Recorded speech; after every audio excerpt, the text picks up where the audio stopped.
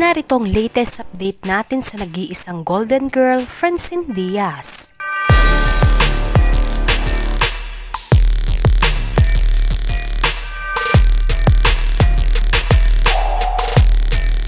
Trending ngayon at muling usap-usapan ang pangalan ni Francine Diaz matapos ibahagi ang larawan nila na kasama si Kyungsoo. Maraming tagasunod ni Francine Diaz ang napasana all ngayon sa kanya dahil nakasama nito mismo ni Francine na nag-dinner ang Korean actor na si Kyungsoo na isa sa mga cast ng All of Us Are Dead.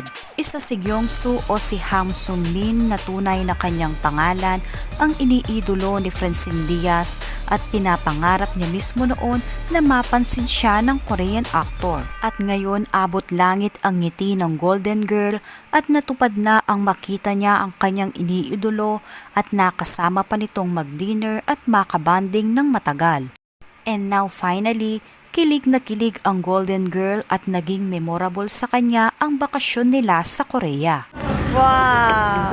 Thank you! I'm from the Philippines. You